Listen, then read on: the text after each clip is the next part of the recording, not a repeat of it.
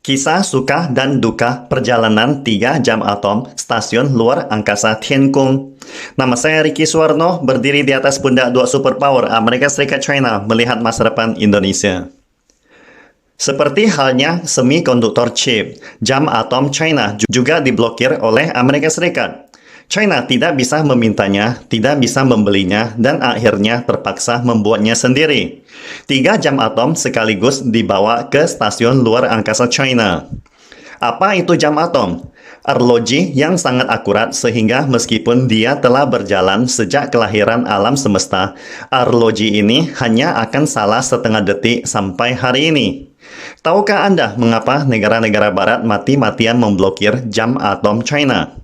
Bagaimana China menerobos sampai memimpin dunia hari ini? Modul eksperimental Meng Tian mengirimkan satu set 3 jam atom ke stasiun luar angkasa Tiangong sekaligus, seperti jam atom hidrogen, jam atom rubidium, dan jam cahaya. Kombinasi mereka disebut kelompok jam atom dingin. Ini juga merupakan jam atom ruang dingin pertama di dunia. Jadi, seberapa akurat rangkaian jam ini bila bekerja bersama?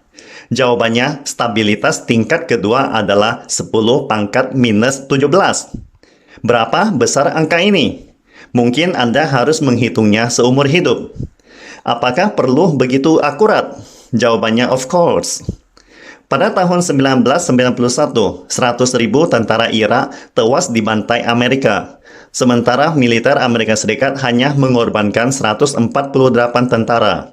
Pukulan telak dari perang ini sangat mengejutkan dunia dan membangunkan sang naga China yang sedang tidur nyenyak. Peperangan modern telah berubah dari perang mekanis menjadi perang informasi. Poin utamanya adalah melakukan serangan presisi jarak jauh melalui sistem navigasi GPS. Amerika Serikat menghancurkan pangkalan militer dan infrastruktur penting di Irak tanpa kehilangan seorang prajurit pun. Tentara Irak bahkan tidak tahu di mana lawannya.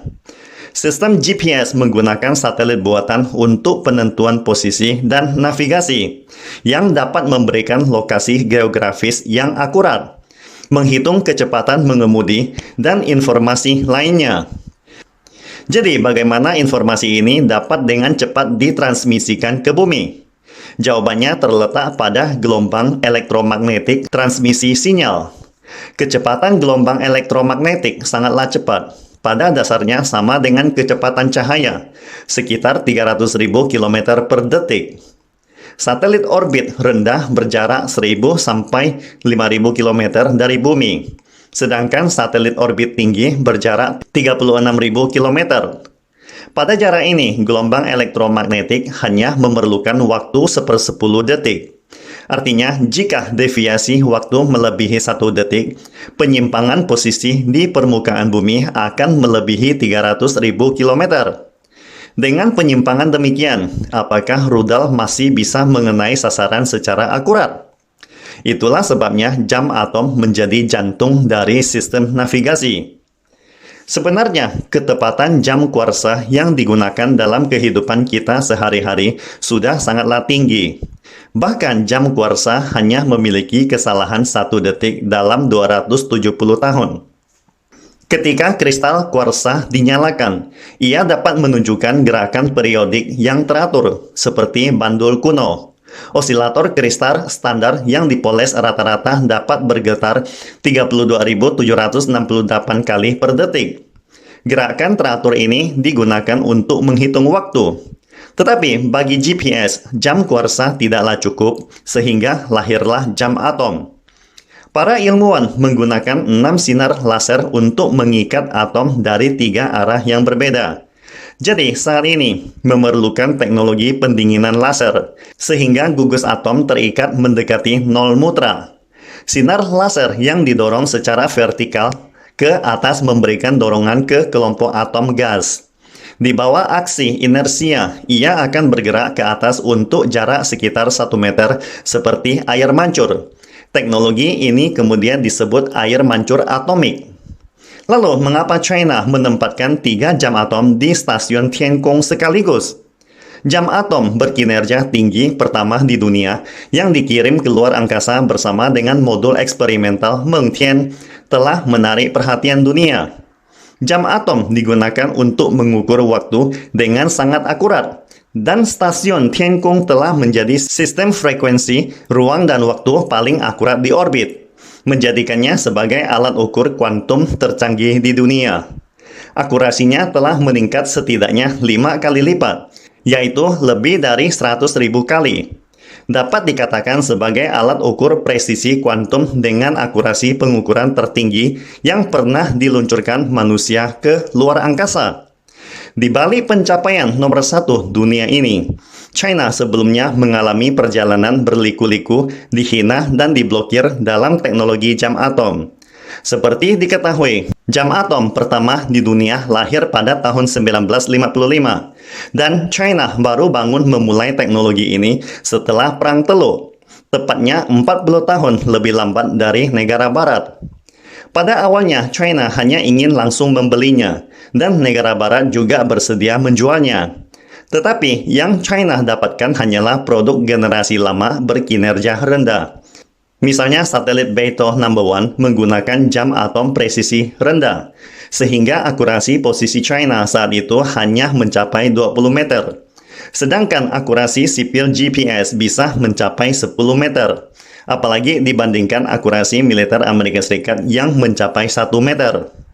Pada tahun 2000, meskipun diejek dan ditekan oleh Amerika Serikat, China bertekad memulai pembangunan navigasi Beidou No. 2. Karena China berhasil menghubungi perusahaan Eropa yang kurang bersedia menjual ke China.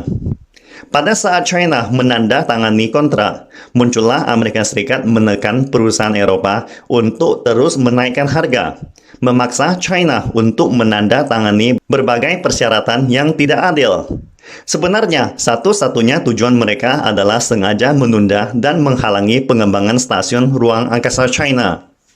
Tentu saja, China sangat tidak berdaya saat itu, karena untuk mengembangkan sistem navigasi, Anda perlu mengajukan permohonan pita frekuensi ke International Telecommunication Union yang memiliki batas waktu tertentu setelah aplikasi.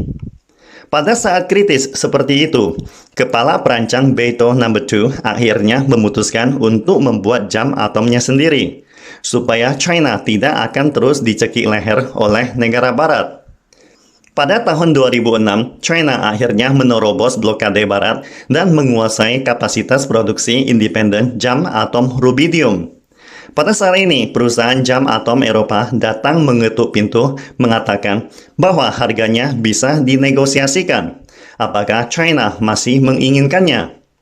Bisakah Anda membayangkan bagaimana perasaan China dipermainkan oleh negara-negara barat saat itu? Berkat kerja keras ilmuwan China yang bekerja 24/7, berani melepaskan ketergantungan terhadap orang lain dan melakukan hal yang benar secara pragmatis, sehingga China berhasil menciptakan jam atom tercanggih dunia hari ini. Luar angkasa adalah kekayaan bersama umat manusia, bukannya milik suatu negara hegemonik dunia. Kerjasama internasional adalah arus utama eksplorasi ruang angkasa. Sejak peluncuran proyek luar angkasa Tiangong, China harus mengandalkan kemandirian dan kerja keras sendiri. Saat ini, China telah memilih 9 proyek eksperimental kooperatif dari 17 negara dan akan terus mengundang dan melatih astronot berbagai negara, terutama negara-negara berkembang, untuk memfasilitasi penggunaan stasiun luar angkasa Tiangong. Sehingga dalam waktu dekat, netizen dunia akan melihat astronot China dan asing bersama-sama berpartisipasi dalam penerbangan CSS. Keberhasilan China sekaligus membawa 3 jam atom ke stasiun luar angkasa Tiangong akan mengkonsolidasikan status China sebagai superpower baru ruang angkasa, meletakkan dasar untuk misi eksplorasi luar angkasa dan perjalanan antar bintang interstellar manusia di masa depan. Pastikan Anda subscribe dan follow akun ini supaya senantiasa mendapatkan info terbaru tentang teknologi terkini AI berkaitan. Salam Indonesia Maju!